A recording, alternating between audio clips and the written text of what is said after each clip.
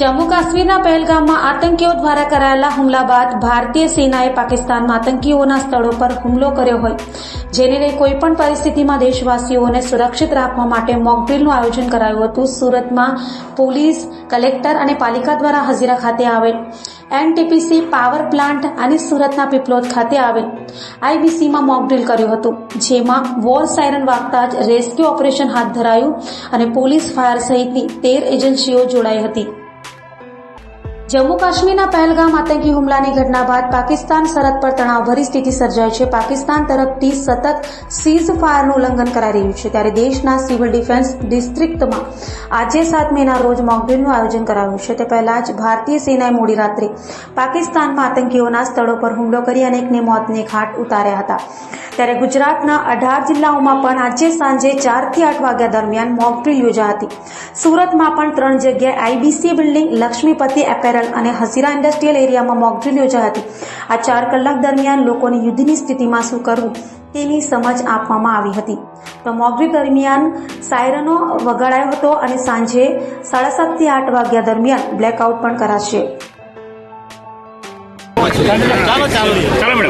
Madam કઈ પ્રકારે મોકડ્રીલનું કઈ જગ્યાએ આયોજન કર્યું? ભારત સરકારશ્રી તરફથી ઓપરેશન અભ્યાસ અંતર્ગત મોકડ્રીલ કરવા માટેની સૂચના આપવામાં આવેલ છે. ગુજરાત રાજ્યના માનનીય મુખ્યમંત્રીશ્રી અને માનનીય ગૃહ રાજ્યમંત્રીશ્રીના માર્ગદર્શન હેઠળ આજે સુરત શહેરમાં 4 વાગ્યાથી આ મોકડ્રીલનું આયોજન ચાલુ થયેલ છે, જેમાં 49 સ્થળો ઉપર અલાર્મ વગાડવા માટેની કાર્યવાહી કરવામાં આવી રહી છે. 3 જગ્યાઓ ઉપર મોકડ્રીલનું આયોજન કરવામાં આવી રહ્યું છે, ઇન્ટરનેશનલ બિઝનેસ સેન્ટર, હઝીરા અને સચિન ખાતે. અને આ મોકડ્રીલમાં પોલીસનું વિભાગ, ફાયર વિભાગ, ambulance, hospitals, safe house, industries, corporation, police અને કલેક્ટર બધા વિભાગો મળીને મોકડ્રીલનું આયોજન કરી રહ્યા છે. લોકોનું ખૂબ સારું પ્રતિસાદ આ મોકડ્રીલમાં મળી રહ્યું છે અને સાથે સાથે પદાધિકારીશ્રીઓ, એમપીશ્રી, એમએલએશ્રી, મેયરશ્રી અને અન્ય લોકો પણ આ મોકડ્રીલમાં જોડાયા છે. સાંજે 7:30 વાગ્યાથી સમગ્ર સુરત શહેરમાં અડધા કલાક માટે 8 વાગ્યા સુધી બ્લેકઆउटનું પણ आयोजन કરવામાં આવ્યું છે. उस चीज को मद्देनजर रखते हुए ये मॉक ड्रिल किया गया है.